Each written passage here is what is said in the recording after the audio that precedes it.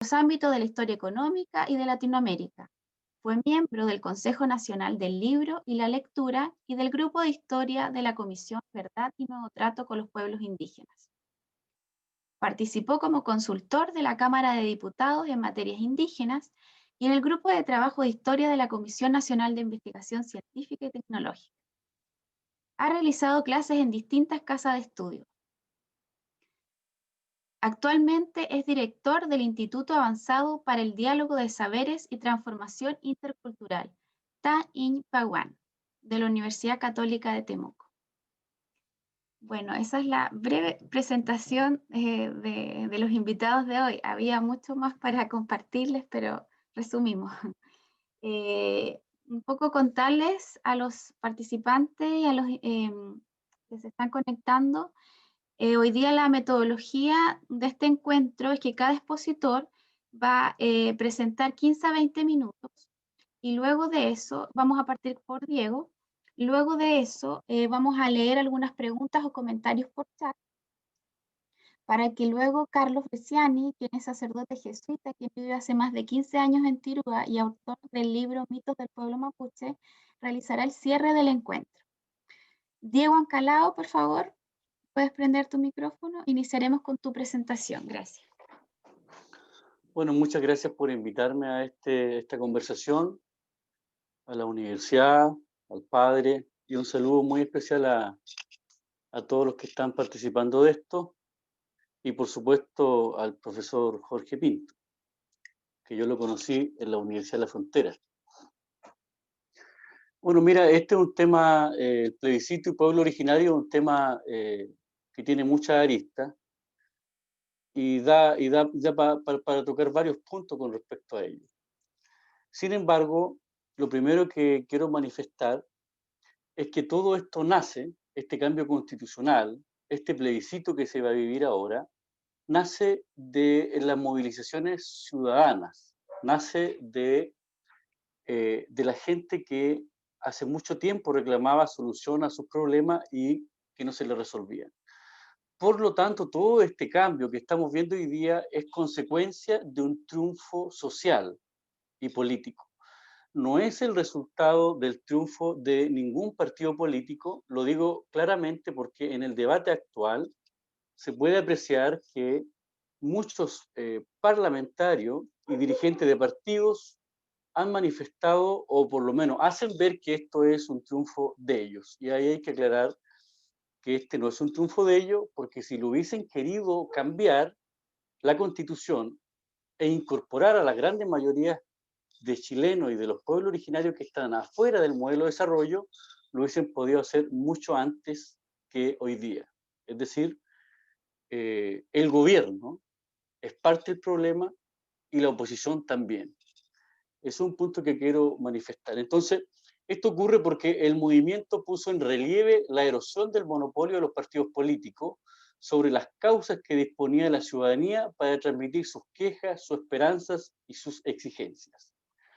Hoy en día lo que está transformando a Chile está relacionado con el nacimiento de los nuevos micropoderes y sus capacidades que han tenido ellos de desafiar al poder. Cuando hablo de los micropoderes, hablo de movilizaciones indígenas, de agrupaciones ciudadanas, hablo de Noma FP, hablo de todos los micropoderes que hoy día han sobrepasado a la partidocracia para resolver y plantear ellos mismos en la agenda pública los problemas que no se le han resuelto por más de 30 años.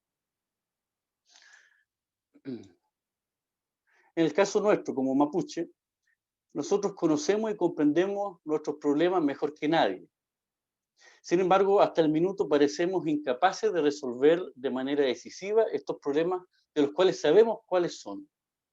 ¿Cuál es la razón de esta realidad frustrante y peligrosa? Es muy clara, a mi parecer. Ninguno de nosotros del mundo indígena tiene el poder suficiente para resolver los problemas que nos aquejan a nosotros mismos. La pregunta es, ¿dónde está ese poder? Ese poder tampoco se encuentra en la democracia, ese poder se encuentra en pequeños grupos de poder económico y poder político. Sobre esto, dejar claro que esta no es hoy día una opinión de sentido común. El informe del Programa de las Naciones Unidas del 2017 indica que el origen de la pobreza, de la segregación económica y social y política en Chile se debe a que los grupos de concentración del poder político en la toma de decisiones es el mismo que, o por lo menos pertenece al mismo origen de los grupos de concentración económica, y que el 75% de los cargos de poder del Estado están en manos de estos grupos. Por lo tanto, la pobreza, la desigualdad y la salud, por ejemplo, una mala salud es consecuencia de decisiones políticas. Eso es una cosa que hay que clarificar enseguida para comprender entonces dónde se encuentra la virtud de este cambio constitucional, la virtud de este plebiscito y qué podríamos esperar nosotros los pueblos indígenas de este proceso. Entonces, el poder real entonces no está en manos de la democracia, porque la democracia no está en manos del ciudadano, está en manos de los partidos políticos que se le traspasó mediante un pacto que se hizo desde el regreso de la democracia.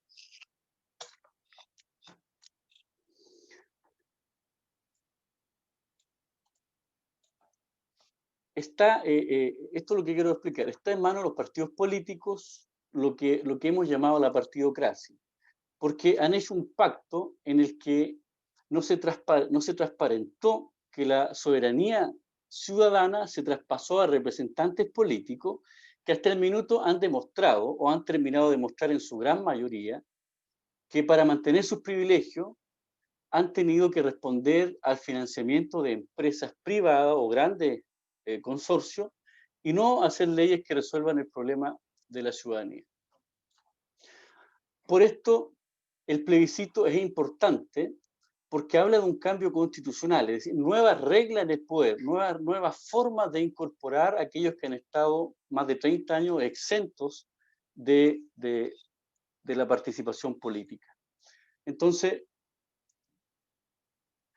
los grupos de poder, de la manera que ejercen la dominación, llaman que este es un problema de administración política, llaman que este es un problema de seguridad social, pero no dicen que es un problema de manipulación del Estado y el ejercicio del poder para un pequeño grupo en contra de las grandes mayorías.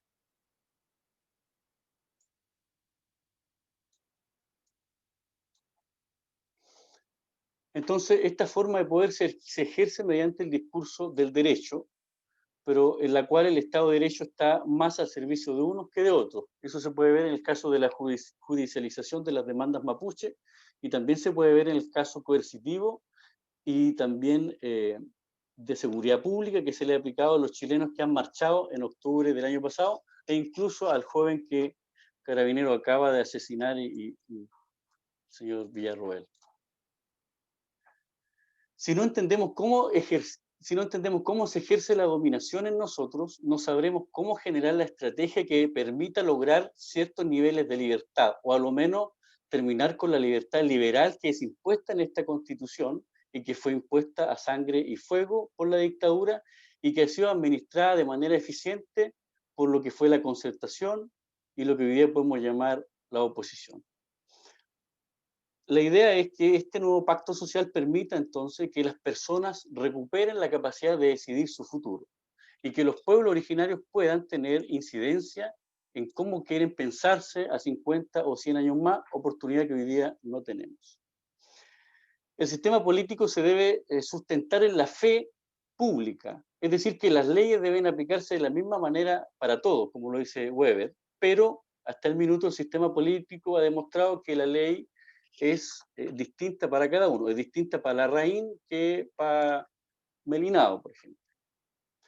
Entonces, el desprestigio de la figura presidencial, el desprestigio de Carabineros, el poco respeto a la ley, ha puesto hoy día el gobierno en una situación de descrédito e incapacidad de gobernar, a lo cual el plebiscito que se va a generar ahora se muestra como la posibilidad de que los ciudadanos comunes y corrientes puedan tener una posibilidad de decidir lo que ellos quieren. Por eso que en este plebiscito que se enfrenta ahora, lo más probable es que haya una gran concurrencia de participantes y lo más probable es que gane el apruebo, porque es una de las pocas oportunidades en que el ciudadano común y corriente puede ejercer su soberanía, su poder del voto lo puede ejercer para algo distinto a cambio de un gobernante de un partido a otro, sino que se ve como un cambio un poco más profundo. Entonces, la participación indígena. Ahora, con respecto, ya hablando, pasando el plebiscito y entrando derechamente a lo que es la Constitución, se ha dicho que esta es la primera vez que el pueblo mapuche, por lo menos, participaría de un proceso de elaboración de una Constitución. Eso es verdad, pero hay varios matices que hay que aclarar. Lo primero es que en la Constitución de 1829 el pueblo mapuche no iba a participar, ni tampoco en la del 33. Y eso no era por invitación o no del gobierno, sino que derechamente porque se había firmado en 1825 el Tratado de Trapigüe de parte del Estado de Chile, que reconocía a la nación mapuche, que reconocía el límite del Biobío, y por lo tanto, como una nación vecina al Estado de Chile, no teníamos absolutamente nada que participar de los procesos de elaboración de la Constitución de 1829. Incluso el segundo artículo de la Constitución de 1829 habla claramente de los territorios que se considera Chile y no incorpora, desde el Biobío a Valdivia, no se incorpora en esa Constitución del 29 y tampoco la del 33. Por lo tanto, efectivamente el pueblo mapuche nunca ha participado de una Constitución, pero primero porque no éramos parte del Estado. Es una cuestión que hay que dejarla muy clara. Y segundo, después no se participó porque se había llevado a cabo un genocidio de parte del Estado de 1868, en que el diputado Benjamín Vicuña Maquena del Partido Liberal propuso la aprobación del presupuesto para financiar al ejército de Chile para venir a matar a la Araucanía a nuestros abuelos. Por lo tanto, de ahí hasta el 1900, el pueblo mapuche se encontraba en una lucha en contra de la asimilación y por recuperar ciertos derechos territoriales que se le seguían arrebatando incluso hasta la fecha. Entonces no había ninguna posibilidad ni tampoco el ánimo de participar en los procesos constitucionales de esa época, porque la situación era muy fáctica.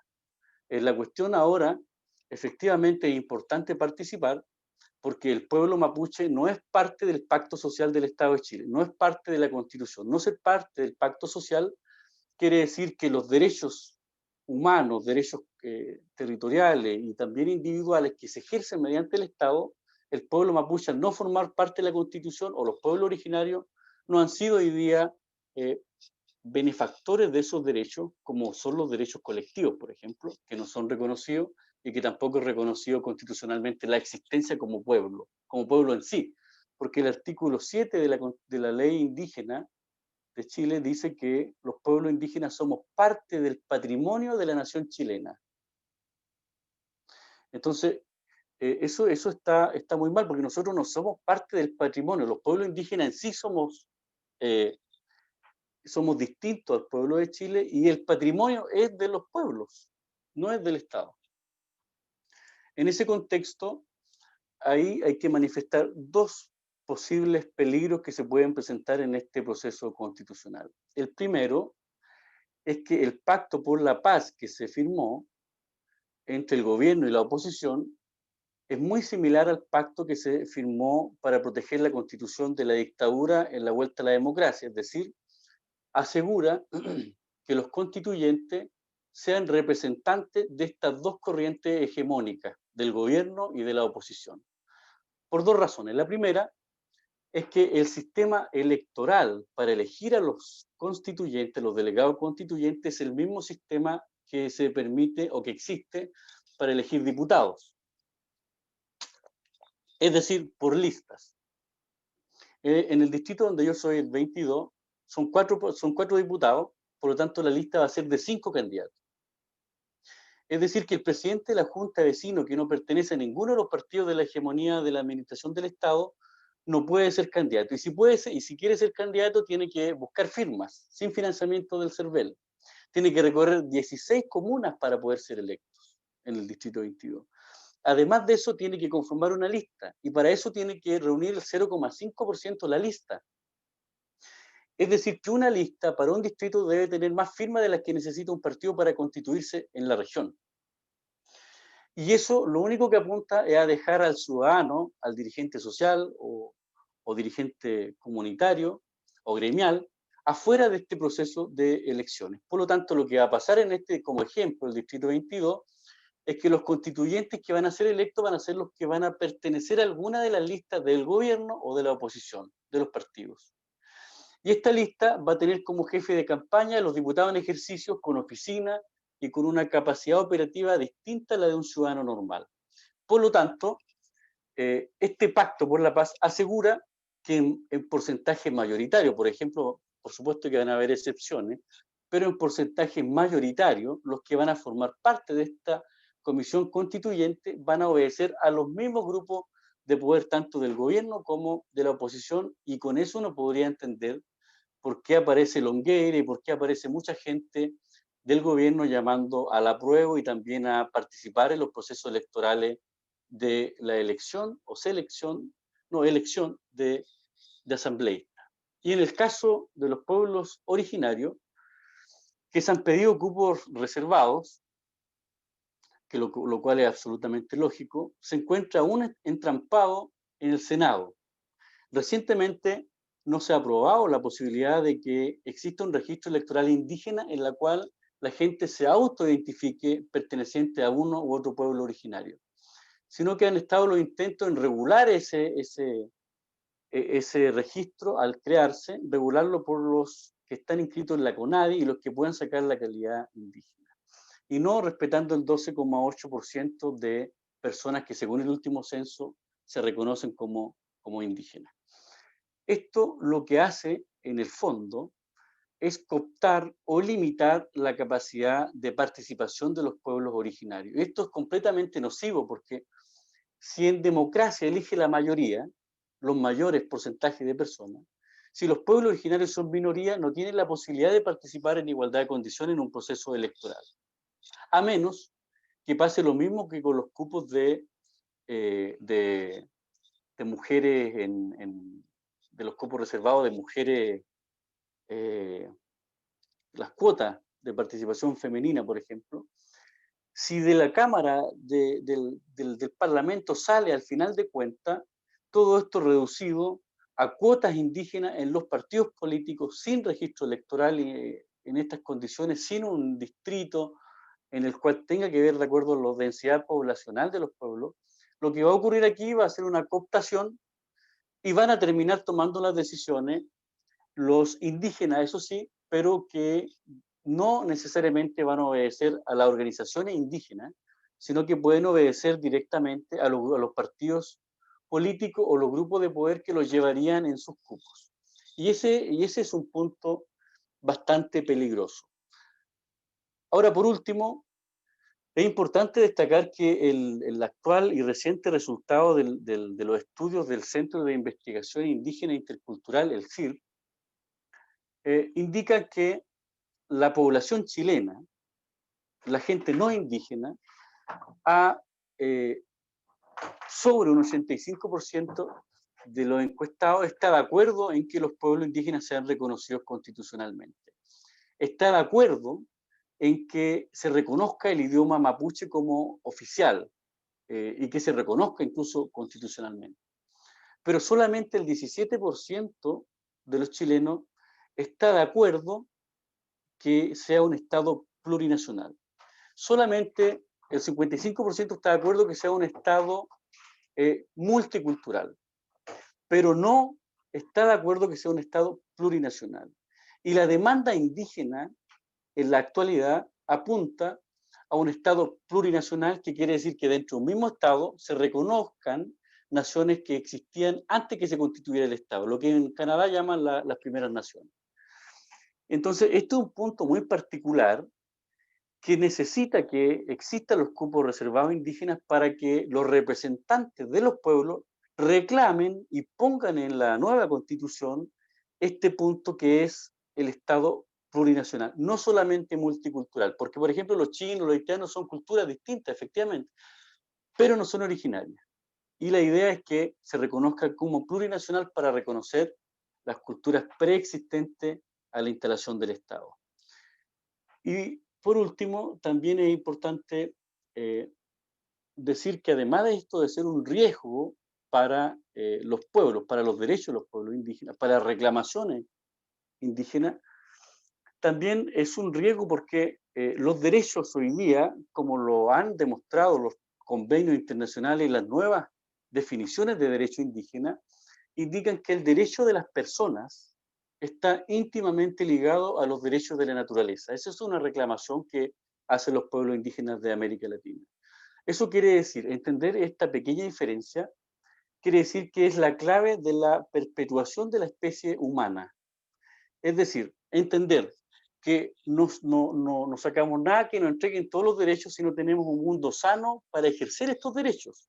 Por eso que ancestralmente los derechos de la persona indígena están relacionados íntimamente con la naturaleza. Y esto que antes había sido muy poco entendido, los países que han sido y son potencia mundial en desarrollo están comprendiendo esta diferencia. Y es muy importante que este punto sea planteado por los pueblos originarios en la nueva constitución, porque esta es una innovación muy clara sobre el derecho. ¿Cuál es el miedo en esto? Es que estas reclamaciones indígenas, mapuche propiamente tal, chocan indiscutiblemente con intereses económicos de grupos de poder. Y estos grupos de poder son los que han financiado a grandes partidos de la hegemonía, por ejemplo Soquimich, por ejemplo Corpesca, las forestales, han financiado a los parlamentarios y a los grupos de poder que administran el Estado. Entonces las demandas de nosotros como mapuche chocan con esos intereses económicos y por lo tanto va a ser muy difícil que si no se cambian esta regla del juego, se permita que los pueblos indígenas participen con igualdad de derechos. Estoy en la hora, parece, ¿no? Bueno, pero ya me quedo hasta ahí. Solamente dejar claro eso, que ese es el problema de fondo. Se sabe cuáles son los derechos que reclamamos, pero no se nos da el poder político para decidirlos, porque estas reclamaciones chocan con grupos de intereses económicos que son protegidos por pequeños grupos de intereses políticos para fijar las leyes del juego a beneficio de los privilegios de pequeños grupos en contra de la gran mayoría. Eso. Muchas gracias, Diego, por su exposición. Ahora le damos el paso a la exposición del profesor Jorge Pinto. 20 minutos para su presentación, profesor. Bueno, muchas gracias, Alicia. He escuchado con bastante atención a Diego y estoy muy de acuerdo con él en varias de las cuestiones que ha planteado. Pero previamente quisiera agradecerle al padre Leonel la invitación que me cursara para participar en esta actividad y saludar, por cierto, también a quienes nos acompañan en esta ocasión. Es complejo el tema. Con eso uno dice mucho, pero dice nada. La verdad es que vivimos tiempos de mucha incertidumbre, de mucha desconcertación, de grandes temores. La verdad es que no sabemos qué va a ocurrir en el futuro. No sabemos cómo va a reaccionar la sociedad después del plebiscito. ¿Cuáles van a ser sus efectos? ¿De qué manera vamos a poder lograr lo que tanto aspiramos, ¿no? Una nueva constitución que nos represente a todos, con la cual todos nos sintamos identificados? A mi juicio, yo partiría haciendo una distinción. En primer lugar, el poder ha estado siempre en los grupos económicos, en el actual sistema.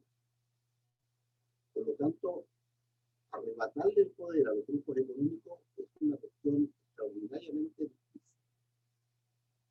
Porque estos grupos de poder económico no solo manejan la economía, manejan los medios de comunicación y en cierta medida nos manipulan a todos.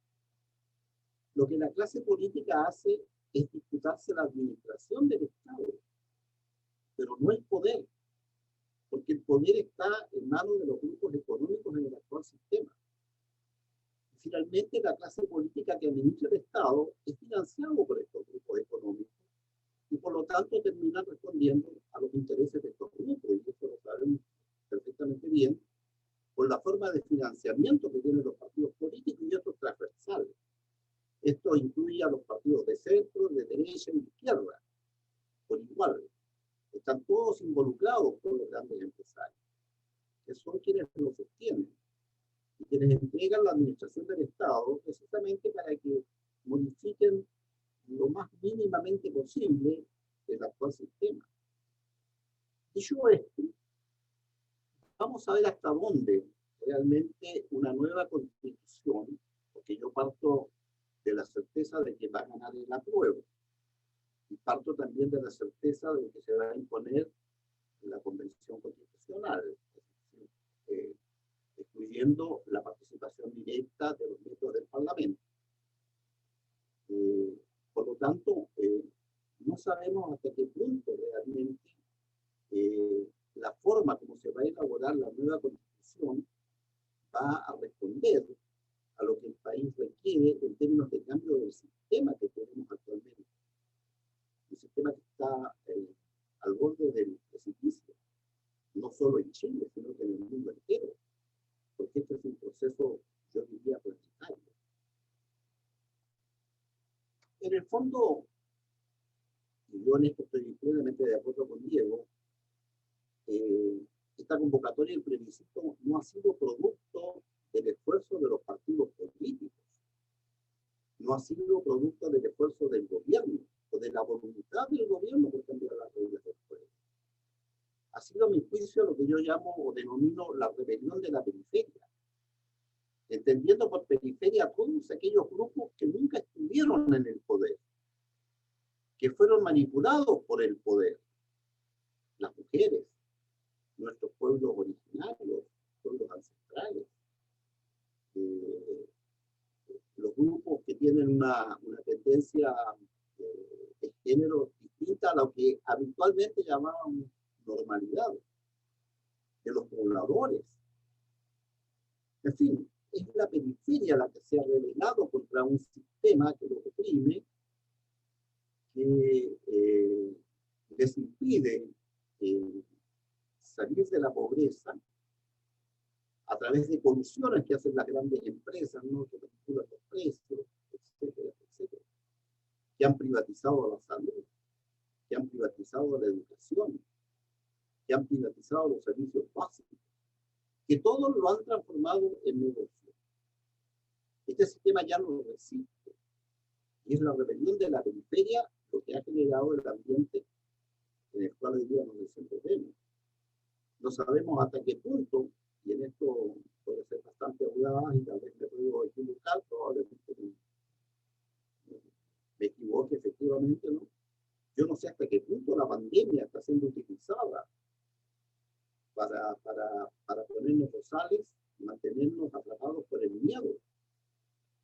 El miedo yo creo que es uno de los factores que hoy día más afecta a la población. Ahora, en estas condiciones, yo realmente no sé cuál va a ser el impacto y el efecto. Yo espero que estemos iniciando un nuevo proceso histórico en Chile. Ese es el anhelo. Con esa voluntad, con ese anhelo, estaríamos pensando que en realidad estaríamos en condiciones, si participamos en el plebiscito, estaríamos en condiciones de poder empezar a cambiar estas reglas del juego de un sistema que ya prácticamente parece agotado. Eso en términos generales, ¿no? Ahora, respecto a la Constitución que podríamos elaborar, yo creo que habría que hacer una distinción entre los principios éticos que deberían estar presentes en la Constitución, principios éticos que es relativamente fácil acordar, porque son declarativos nada más. Yo creo que nadie se va a oponer a que establezcamos una Constitución que garantice la democracia, la justicia social, el beneficio de la población. En fin, hay una serie de factores positivos que son declarativos y sobre los cuales habría que llegar a acuerdos. Yo creo que eso se podría lograr. Pero el problema fundamental, a mi juicio, es cómo esos principios declarativos que están detrás de la Constitución, los traspasamos al articulado de la Constitución, para que el articulado de la Constitución garantice el cumplimiento de los principios éticos que estarían detrás de la Constitución. Ahora, respecto a la situación en particular de nuestros pueblos originarios, y estoy hablando de nuestros pueblos originarios a lo largo y ancho de nuestro país, estoy pensando en los Aymaras del Norte, estoy pensando en los pueblitos de mi tierra, el norte chico, estoy pensando en toda la diversidad que hay en el mundo mapuche, estoy pensando en los pueblos del sur, en fin, estoy pensando en nuestros pueblos originarios, en los pobladores Rapa Nui. Por lo tanto, respecto de ellos, yo tendría que partir señalando que lo primero que tendríamos que lograr es el reconocimiento, como dijo Diego, ¿no?, de nuestros pueblos ancestrales. Pero no basta el reconocimiento, creo yo, porque reconocerlo es un principio también declarativo. Los reconocemos, pero tenemos que dar pasos adelante. El reconocimiento debe ir acompañado también del establecimiento, como bien dijo Diego, ¿no?, de un Estado plurinacional. Un Estado que entienda que está constituido por diversas identidades, diversos sentidos de nación. En realidad es un Estado plurinacional en el sentido de que en el mismo territorio comparten distintas identidades con igualdad de derechos y al mismo tiempo con el debido respeto que merecen esas identidades, sin discriminaciones, con las posibilidades de que también el reconocimiento de este Estado plurinacional le garantice ciertos criterios que deben ser básicos y que deben acordarse con el resto de quienes vivimos en este país que se llama Chile. ¿Cuáles serían los beneficios que tendríamos que, de alguna manera, garantizar a través de la nueva Constitución? En primer lugar, garantizar los recursos naturales de los territorios que tenemos, porque hemos explotado nuestros recursos naturales hasta el punto de amenazar el colapso no ya solo de la población, sino que del planeta. Y esta búsqueda ansiosa por encontrar un mundo al cual irnos a vivir no responde sino a esta conciencia que tenemos de que estamos prácticamente desplomando al planeta. Entonces tenemos que cautelar los recursos naturales. Que quienes viven en la Araucanía o quienes trabajamos en la Araucanía tengamos conciencia de que no podemos desgastar los recursos naturales, agotarlos. Como se dice habitualmente, explotarlos. Porque eso es lo que hacemos, explotar los recursos naturales, hacerlos estallar para que desaparezcan, se difumen. Entonces, los beneficios que deberían ir acompañados del reconocimiento del Estado plurinacional tendría que ver en primer lugar con la cautela del medio ambiente, o por lo menos lo podría decir en ese orden. En segundo lugar, que quienes están poblando los territorios, entre paréntesis, la actual Constitución establece una desconcentración y una descentralización, pero en la práctica eso no se cumple. Bueno, cautelar los recursos naturales y obtener utilidades también para quienes trabajan, viven en los territorios que están poblando. De manera que lo que la tierra produzca, sin agotarla, pueda llegar con sus beneficios a todos quienes habitamos estos territorios. Y en el caso particular de la Araucanía, al pueblo mapuche, cuyo territorio está siendo explotado más allá de lo que se podría considerar razonable. Los que están dejando sin agua. La purificación de la Araucanía está agotando los suelos. El uso de los pesticidas está también contaminando el ambiente. Entonces deberían tener también ciertas utilidades quienes pueblan los territorios, ¿no? ¿Para qué? Para que puedan establecer convenios con quienes pueden colaborar a la cautela del medio ambiente, pero al mismo tiempo a las utilidades que deben quedar en la región, para que no sigamos enriqueciendo a Santiago o enriqueciendo a los grupos transnacionales, sino que también favoreciendo a quienes están poblando el territorio en el cual nosotros habitamos. Por lo tanto, yo diría que la nueva Constitución debería contener estos principios valóricos, creo yo, estos principios éticos. ¿Cuál es la dificultad que yo veo en estos momentos? Y en esto también comparto lo que planteaba Diego, es que finalmente la Constitución sea elaborada por los propios partidos políticos que son parte del problema y no una solución al problema. Respecto del caso concreto que señalaba el distrito de habita Diego, ¿no? Hoy día, llegar a ser miembro de quienes van a redactar la Constitución, para quienes no militan en partido político. Entonces, ¿cómo evitar esto? ¿Cómo lograr que la gente común y corriente tenga derecho a participar, que plantee sus demandas, sus necesidades, que los viejos también tengan derecho a opinar, que los jóvenes tengan ese mismo derecho, que las mujeres lo tengan, que nuestros pueblos originarios también lo tengan? En el fondo, que todas las llamadas, entre comillas, minorías, ¿no?, puedan participar, los que tienen diversas identidades de género. En el fondo, una constitución que tenga una base democrática, pero plenamente democrática, y que en esos términos obedezca a lo que podríamos denominar el bien común de todos quienes habitamos nuestro territorio. La plurinacionalidad no debilita al Estado, al contrario, creo que lo fortalece, lo enriquece, porque precisamente una de las potencialidades que tenemos en Chile es esta diversidad que debería hacernos sentir orgullosos de lo que somos. Hasta aquí mi primera intervención. Si hubiera preguntas más adelante podemos contestarla, ¿les parece? Alicia, te cedo la palabra de nuevo. Bien, muchas gracias, profesor. Le agradezco a Diego y Jorge por sus exposiciones. Ahora vamos a comentar un momento con la ayuda de Carlos. Así que si quieren hacer comentarios o preguntas, lo pueden hacer. Carlos, te cedo la palabra.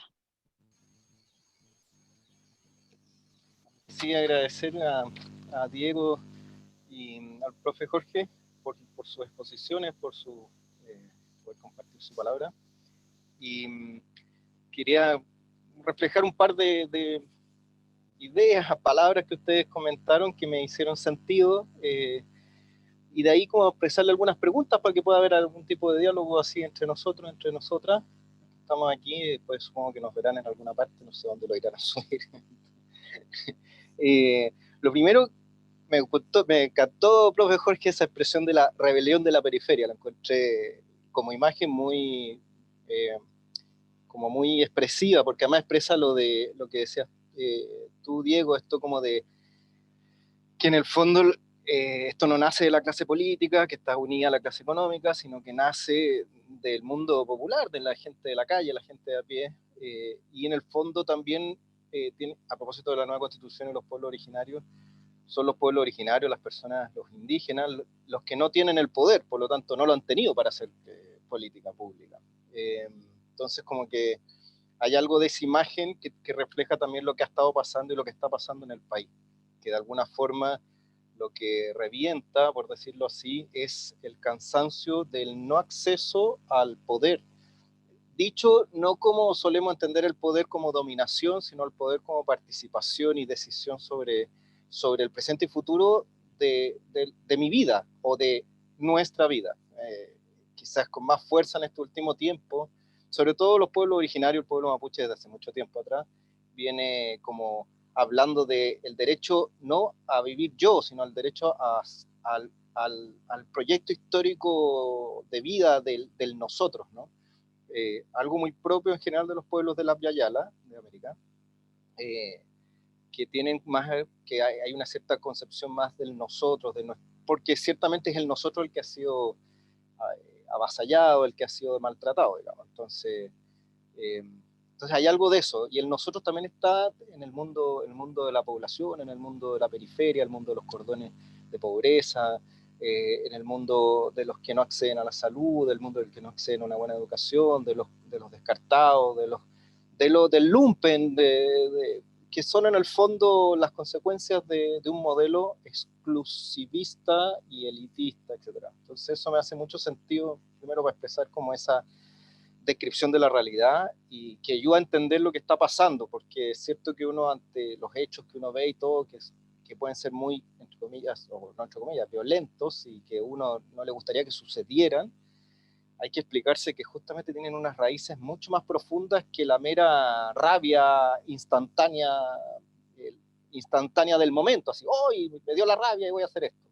Eso tiene que ver con una historia de la cual hay que hacerse cargo, como país, como sociedad o sociedades. Eso es lo primero. Para no hablar de un montón de otro tipo de maltrato, a la mujer, a la infancia, etc. Bueno, y a la madre tierra, que es algo que también lo han compartido ustedes. Lo segundo que me hace sentido de lo que han expresado ustedes es, no lo sabía, después me puedes dar el dato de la cita, Diego, pero esto de que, no sé si dijiste en la Constitución o en alguna parte, los pueblos son patrimonio de Chile. De ahí me das la cita porque está re interesante como para poder darse cuenta, porque detrás de eso hay una concepción, refleja el modelo patronal del país, de nuestro modo de relacionarnos socialmente y por lo tanto políticamente. Hablar de los pueblos originarios son patrimonio de Chile suena a propiedad de Chile o propiedad del Estado, y patrimonio no lo tiene asociado a cosas, ¿no? A bienes materiales o inmateriales. Y realmente los pueblos originarios, ningún pueblo, ni ninguna persona, ni ningún colectivo es patrimonio de nadie. Es patrimonio de la humanidad, por decirlo así, de los vivientes en general, uno podría decir. Desde la fe, patrimonio de Dios, aunque igual eso yo le pongo sus peros porque también suena mucho a propiedad, más que a ternura, relaciones de ternura, de cariño, de relaciones más horizontales. Entonces como que refleja detrás de esa expresión con la que tú describías lo que actualmente está, no sé si en la Constitución o nuestro modelo de sociedad y de Estado en relación a los pueblos originarios, refleja este modelo patronal en donde una relación más de fundo, de latifundio, en donde de alguna forma hay inquilinos, patrones, y esa relación sigue estando presente en los modelos de producción y en los modelos políticos de resolución de conflictos y de los modelos también de democracia que tenemos y que están haciendo crisis ahora, ¿no? Ese modelo está haciendo crisis porque justamente son los inquilinos los que levantan la voz y dicen, bueno, nosotros, o sea, el futuro es nuestro, digamos, queremos nosotros decidir aquí. Y eso al patrón siempre le inquieta. Incluso hasta a veces se molesta el patrón, porque dice, pero yo he sido tan bueno con ustedes, yo les he dado tanto, ¿no? Esas expresiones reflejan mucho el modelo que tenemos, ¿no? El Estado ha sido tan bueno con ustedes y ustedes nos están destruyendo todo. Eso es un modelo de patronal, ¿no? Puede haber muy buenas intenciones, pero eso no quita que quizás tenemos naturalizada una manera de relacionarnos que no hemos sido capaces de quitarnos la venda a los ojos.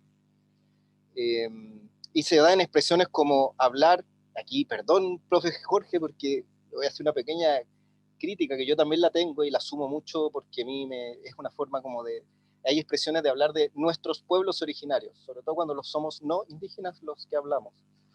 Y yo creo que a pesar de que no hay mala intención en eso, y hay una intención más bien de hacernos parte de, lo cual es lo que yo creo que está detrás de lo que expresamos, también hay cierto modelo subyacente de este modelo patronal, ¿no?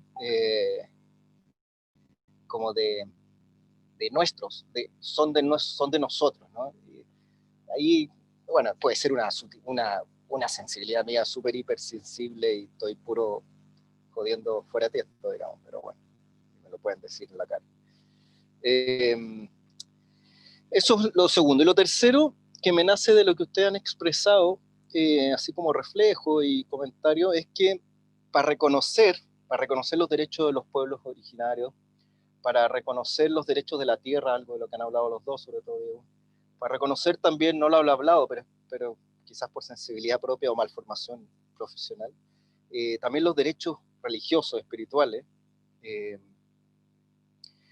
se necesita un cambio cultural que es más profundo, que se da en más largo plazo, o mediano largo plazo. Y es un cambio de mentalidad, es una, pues, perdón por la expresión religiosa para decirlo, pero una conversión en el modo de relaciones, ¿no? De una relación de sujeto-objeto en estas tres dimensiones, ¿no? La dimensión de los derechos de los pueblos, por lo tanto la dimensión humana, por decirlo así, de las relaciones, la dimensión de los derechos de la tierra, es decir, la dimensión de la madre tierra, la naturaleza, y la dimensión de lo espiritual, de lo trascendente, de la filosofía, de lo que va más allá de lo inmanente. Se requiere pasar de una relación de sujeto a objeto a una relación de sujeto a sujeto. ¿Qué significa eso? En palabras un poquito más sencillas. En el fondo, en que en términos de derechos de los pueblos originarios, en que los pueblos originarios no son objeto de política, sino deberían ser sujetos de política.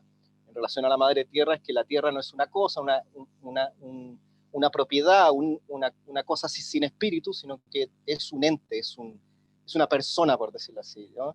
Desde la espiritualidad mapuche, perdón que lo diga, pero por lo que uno ha ido aprendiendo es los ñen, en el fondo, el espíritu que anima, el dueño que anima, no como dueño de propiedad, sino como el espíritu que anima cada cosa. Bueno, en el fondo es sujeto, sujeto, no sujeto, objeto. Y eso nos haría también cambiar nuestro modelo de producción, en el fondo, preocuparnos más de pedir permiso antes de avasallar las cosas.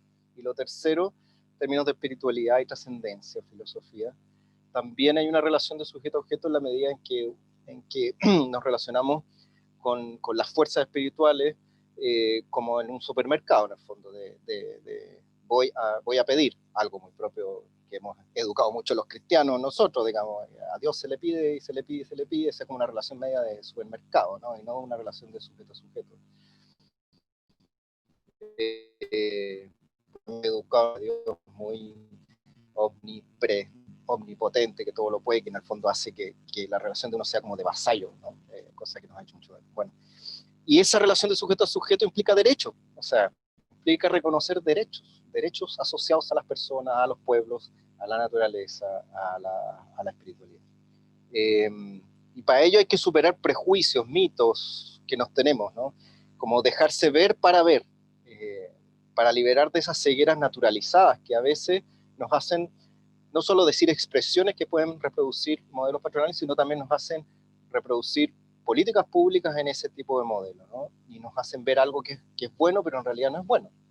Yo siempre pongo el ejemplo porque de verdad es algo como más, es una caricatura, pero aquí uno solamente cuando se pone en contacto con el sufrimiento de las heridas de un territorio es capaz de ver de otra forma lo que se considera y se naturaliza como bueno o bonito. O sea, para mí siempre los bosques de pino fueron preciosos porque eran verdes.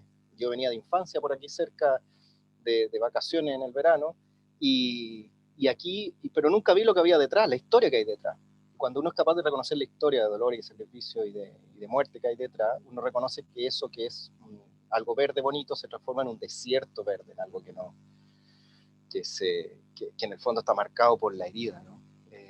Y ahí uno se le hace desnaturalizar. Bueno, pero eso por dar un ejemplo, o sea, pequeño.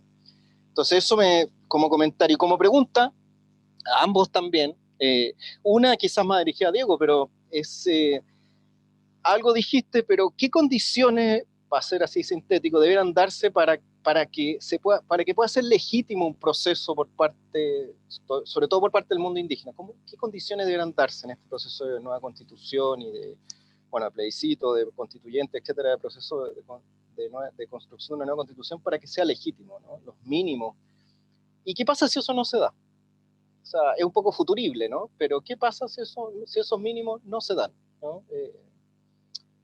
Eso es lo primero. Y lo segundo es quizás más para el profe Pinto, pero ¿ha habido alguna vez en la historia alguna encrucijada como la de ahora que nos pueda enseñar de alguna forma las consecuencias de no ser el proceso? Eso. Ahí. ¿Me escuchan bueno?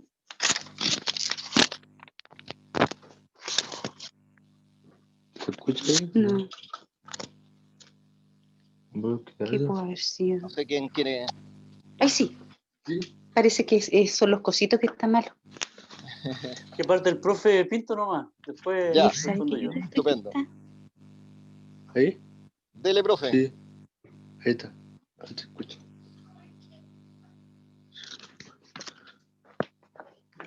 El micrófono, el audio, Jorge, el audio. Hay que habilitar el audio. Yo estoy con el celular, así que poco Ahí veo está, las ahí carillas. está el audio. Ahí sí. No, yo preferiría que partiera Diego, porque la pregunta fue con el celular de pronto. Porque la pregunta esta de las condiciones me parece muy interesante. Agradecer también el comentario que ha hecho Carlos, porque en realidad fue precisamente a los puntos que son más interesantes de conversar. Muy agudo, Carlos. Bueno, con respecto al primer punto, Carlos, es el artículo 7 de la ley 19.253 en el párrafo segundo. Creo que lo mandaste por WhatsApp, de ahí lo voy a ver, pero está bueno. Sí. Bueno, ahí dice, claro, que los pueblos indígenas son patrimonio de la nación chilena. ¿Ya? Eso es una cosa no menor en este debate actual. Mira, lo primero es comprender, para que se den las reglas. Primero, ¿cuáles son las reglas? Que existe un registro electoral indígena. Segundo, que este registro electoral indígena no sea normado por lo que están inscritos en la CONADI, que la gente pueda inscribirse en el registro autodefiniéndose, porque incluso el convenio 169, que fue ratificado por Chile, permite la autoidentificación como indígena. Incluso la ley indígena también lo permite, de alguna manera, también lo permite. Entonces, ¿por qué te digo esto? Porque si este registro electoral indígena es normado por la CONADI, va a ser infinitamente menor el número de personas que van a estar ahí a lo que realmente es. ¿Y eso por qué es tan importante? Porque el número de participantes en este proceso indígena, digamos, de lo que llaman ellos cupos reservados indígenas, tiene que ver con la densidad poblacional. Estos cupos se piden, el número que se pide es de acuerdo a la densidad poblacional. Lógicamente, es probable que te bajen los cupos. Y una tercera cosa es que el pueblo mapuche, así como lo acabamos de conversar, es tratado como una población indígena. Entonces se dice minorías sexuales, LGTB e indígenas. O sea, estamos ahí como, o sea, esto no sé si es bueno o malo, pero lo que digo es que no corresponde, porque no somos una población. Entonces el poder del Estado, el discurso que ha mantenido para esta forma de dominación, es decir, los mapuches son una población indígena, rural y pobre, y que se le da un tratamiento asistencial o militar o judicial. Ese es el trato. En consecuencia que el pueblo mapuche no es una población, es un pueblo, ya que puede tener expresiones urbanas, rurales, puede tener intelectuales, músicos, un pueblo. Por lo tanto, en un proceso constitucional, lo ideal sería que los pueblos originarios tengan, o primeras naciones, tengan la posibilidad de llevar un debate interno como pueblo, ¿ya? Para poder concluir cuáles son los puntos fundamentales que como pueblo se van a poner en este pacto social nuevo, que es con el Estado. Eso sería lo fundamental, porque si son tratados como población, lo más probable es que esto salga del Congreso con el nombre siguiente, es decir, cuotas indígenas, y los partidos políticos van a tener cuotas de mujeres y cuotas indígenas para llevarlo al proceso constituyente, porque es la forma exclusiva que tienen ellos de amarrar el poder para no disputar sus privilegios en el fondo, es decir, para hacer cambios cosméticos a esta nueva constitución, pero sin perder ellos la hegemonía y los privilegios. Entonces, eso sería el ideal en una manera bastante concreta, a lo cual hay que decir que Bachelet hizo un intento anterior, que era la constituyente indígena, en la cual participaban los pueblos. Es discutible el número y el porcentaje, es completamente discutible, pero lo que voy yo es la decisión política. Y yo en este gobierno no creo que tengan esa decisión política. Espero haber respondido tu pregunta a lo ideal y las condiciones. Y por lo demás, otra de las condiciones que debería darse es que los pueblos indígenas no tendrían por qué depender de un partido político para ser candidato. Debería Incluso el convenio 169 lo dice, que las expresiones políticas de los pueblos deben ser de acuerdo a cómo ellos se han organizado anteriormente o como quieran organizarse. O sea, perfectamente podría ser el resultado de los rehues, de los yarrehues, y ellos designar sus participantes, pero no necesariamente tan partidócrata como se hace en Chile. Eso sería. Y si eso no sucede, así esto es un futurible, si eso no se da, y sigue el mismo modelo partidista para decidir todas las cosas. Bueno, si eso no se da, no se van a entregar ningún... No sé, como ocurrió en los 140 años que no incorporaron a la mala. Si eso no ocurre, lo que va a haber van a ser reconocimientos folclóricos. Es decir, cantar el himno de Chile en Mapudungún, cosas así, cosas netamente cosméticas, y no se van a reconocer los derechos colectivos, territoriales, políticos. Entonces, la desigualdad en Chile no solamente es económica y política, también hay una desigualdad en el trato.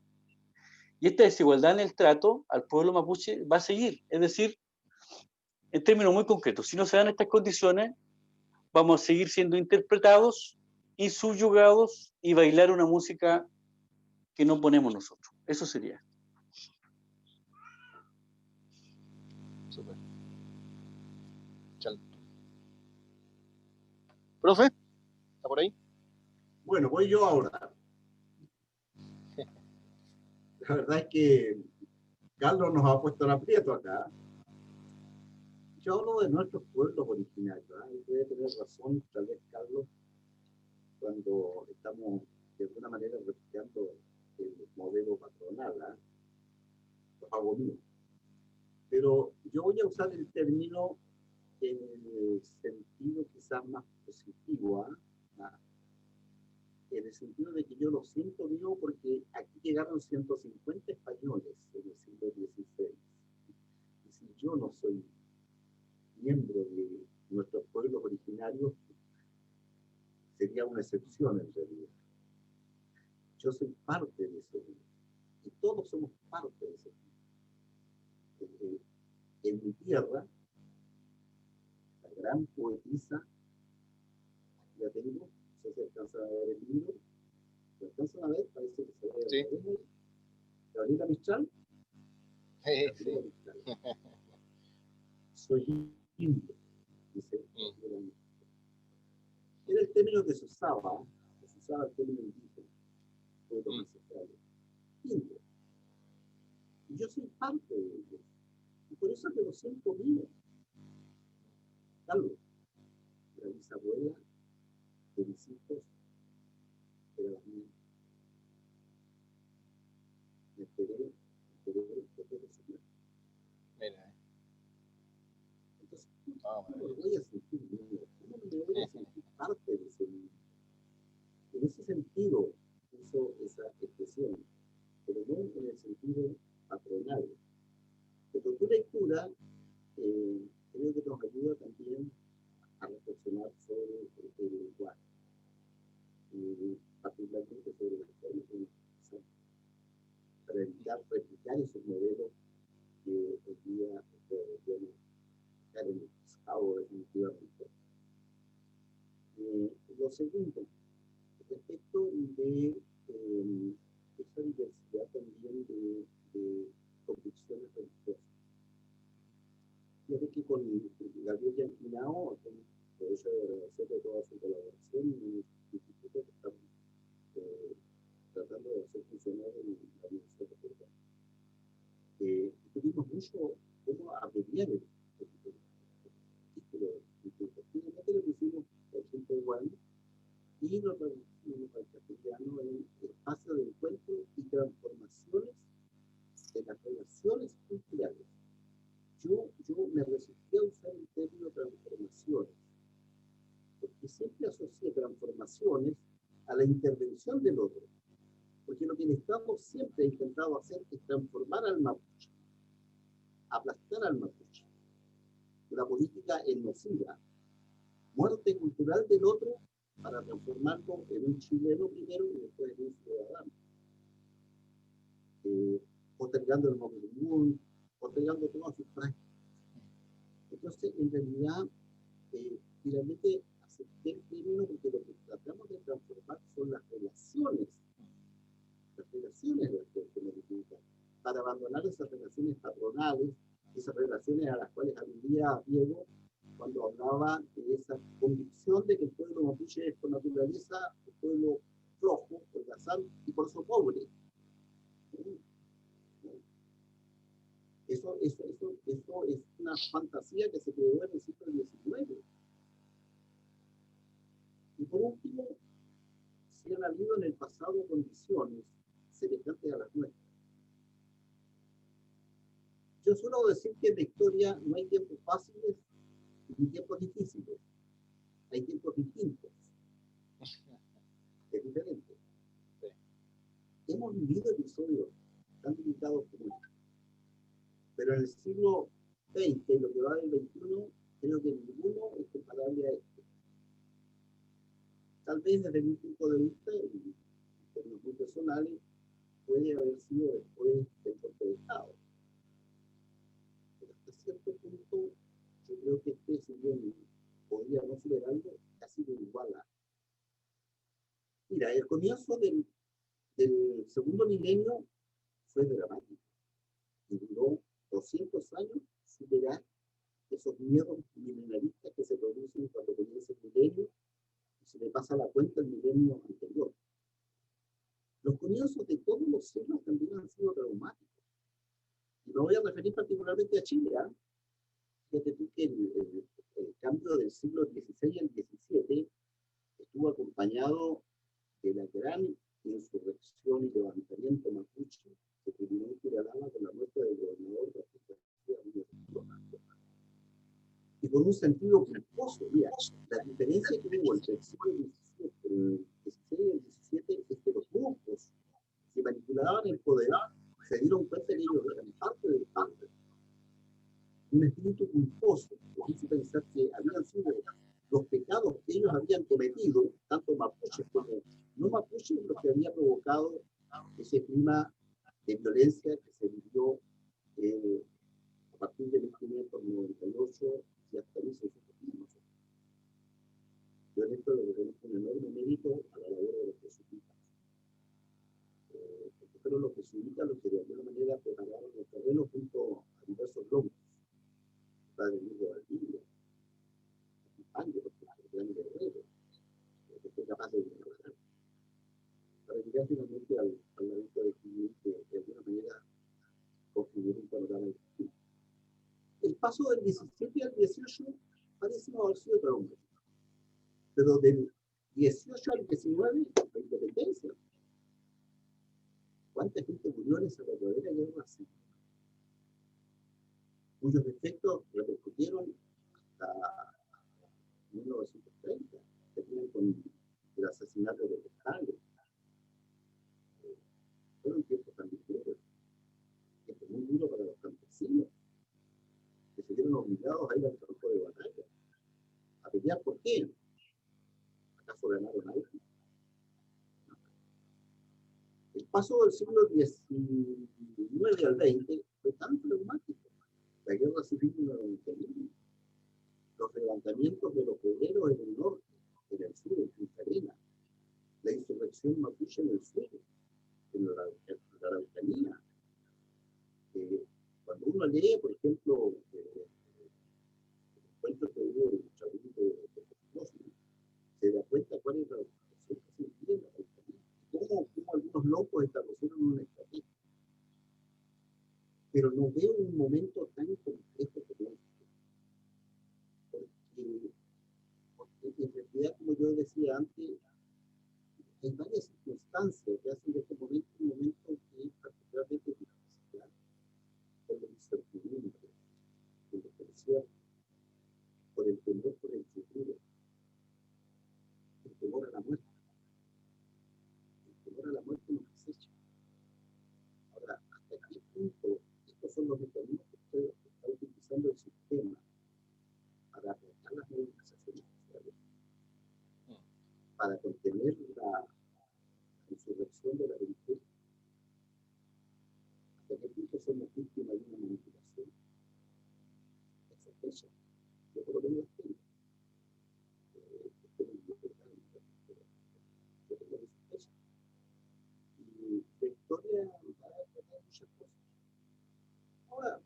mensaje más esperanzador.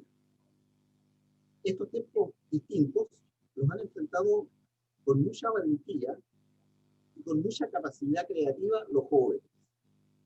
El mundo que viene por delante es de ellos. Yo espero que estén presentes en la formulación de la nueva Constitución, porque el mundo que se va a construir de aquí en adelante va a ser de los muchachos que hoy día tienen entre 18 y 30 años, porque ellos son los que van a vivir el resto del siglo XXI. Nosotros, con suerte, vamos a llegar, algunos hasta por allí, 2050. Los que estamos en la vanguardia, al final somos primera línea. Yo estoy en la primera línea. Ya delante mío no queda nadie. A mí me queda la última vuelta. Esa es que no estuve ¿no? Pero es la etapa más sabia, es la etapa más sabia. Hoy día soy por fin primera fila. Soy vanguardia hoy día. Toda mi vida quise ser vanguardia y ahora lo soy. Ciertamente, pues, profe, ciertamente. Entonces, yo tengo mucha esperanza en los jóvenes. Mucha esperanza en los jóvenes. Los jóvenes van a estar capacitados para enfrentar estos tiempos que para nosotros los más viejos son muy difíciles. Pero espero que ellos construyan un mundo mejor que el que le estamos dando nosotros. Carlos, placer escucharte y verte, porque la verdad es que no te veo desde que nos encontramos ahí en tu casa. Sí, sí. Con Horizonte, justamente. Habrá que tener esas conversas nuevamente, a ver si se pueden. Tuvimos una vez una reunión ahí, yo te conocí justamente en la escuela Oscar Romero, en que participamos con Isolde también. Así es. Así que... No, muchas gracias, profe. Oye, de verdad, usted aquí es el hombre de la sabiduría. Hay cosas que hay que saber escuchar y callar nomás. Así que bueno, dice, saco el sombrero, decía. No, se agradece los comentarios. No sé si Alicia, ¿cómo estamos en el tiempo? ¿Cómo dices tú? Voy a leer una pregunta que está en el chat. Bueno. Dice, para Diego Ancalao, ¿qué pasaría con la ley indígena si se aprobara la Constitución? ¿Se eliminaría y se reemplazaría por una ley indígena más amplia? ¿Y quiénes serían los que la redactarían? ¿Los mismos que redactaron la ley indígena?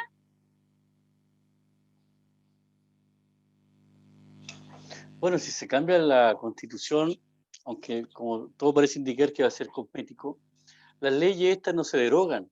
Si es que se va a modificar esta ley, debe volver a elaborarse, y lo más probable es que la van a elaborar los mismos que van a estar en el Parlamento.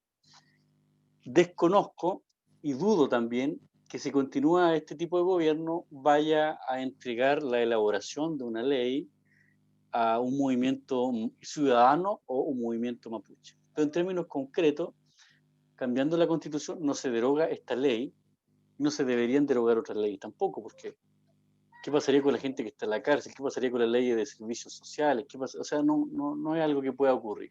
Sobre la elaboración hay que verlo después que pensé que estaba en silencio con lo que ocurra después del cambio constitucional. Bien, gracias.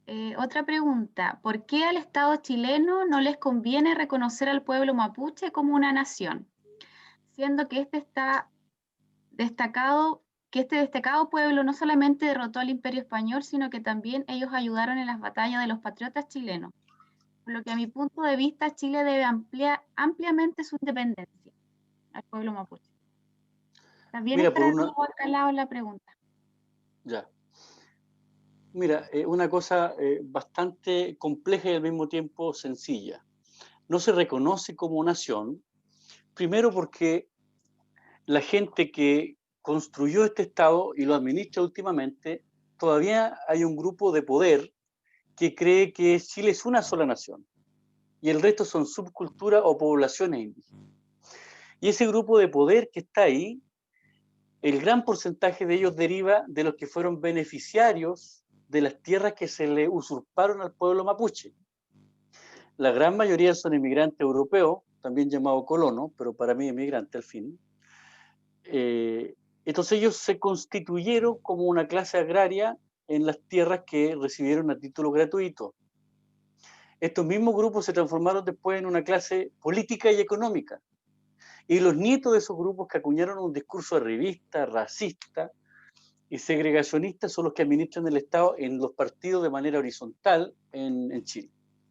Y por lo tanto, ese es el primer punto. Uno, es que esa mentalidad racista se mantiene, pero la otra que se mantiene es que el reconocer el estatuto de nación originaria o primeras naciones, entonces estamos hablando de derechos colectivos, estamos hablando que el derecho a la persona indígena se perfecciona en el rehue, en su comunidad y en su territorio, con su río y con su bien. Bien, estos derechos políticos y territoriales que son colectivos, que deberían reconocerse, chocan con los dueños de las tierras actuales, con los dueños entre comillas, digamos. Entonces, no se reconocen los derechos que sabemos cuáles son y que en todo el mundo y todas las declaraciones internacionales, el Tratado de Trapico que también lo dicen, porque estos intereses económicos de estos grupos que administran el Estado y la política chocan con sus intereses personales. Y es por eso entonces que no lo reconocen y por eso que la respuesta de parte del poder hacia el pueblo mapuche es represiva, militar, judicial y tratan de transformar la protesta de derechos políticos o la reclamación de derechos políticos y territoriales en algo que está afuera del debate político y que pone, según ellos, en peligro la soberanía y estabilidad del Estado. Entonces, ese es el problema de fondo. Muchas gracias. Bueno, vamos finalizando. Agradecemos a Diego Ancalao y Jorge Pinto por sus exposiciones y a todos y todas las presentes. Este video será compartido en otras redes también y seguiremos en la Escuela Óscar Romero generando espacios que ayuden a la formación en el contexto de la realidad intercultural en territorio mapuche. Muchas gracias, hasta luego. Muchas gracias a todos. Muchas gracias a todos. Gracias a todos. Isolde, ¿qué querías decir algo, Isolde? Pon el audio.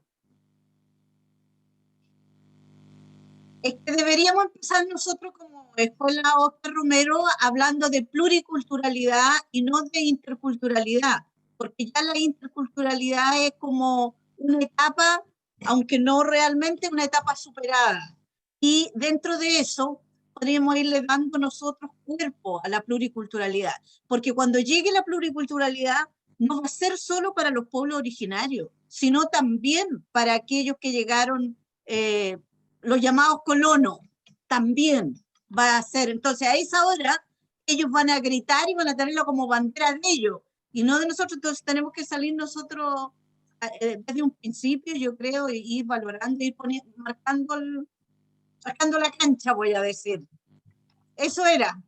Y muchas gracias, profe. Tarea para la casa, Isolde. Sí, tarea para la casa. Un abrazo. Un abrazo, un gusto. Sí. Gracias. Gusto. Gracias, muchas gracias. Jorge, Diego, Gracias, que padre estén Juan. bien. Gracias, padre Igual, Juan. Cuídense mucho. Gracias a ustedes. Muchas Un abrazo gracias. grande. Gracias Chao, a chao. todos. Vamos a Chao, hacer- ¿Quieren? Chao, profe. Gracias, De ahí Diego. nos Chao, Carlos. hablamos. Chao, Chao. hablamos. Chao. Yo estoy en el Valle de Elqui ahora, así que cuando vuelva a la Sí. Araucanía te voy a ir a ver. Ya, pues.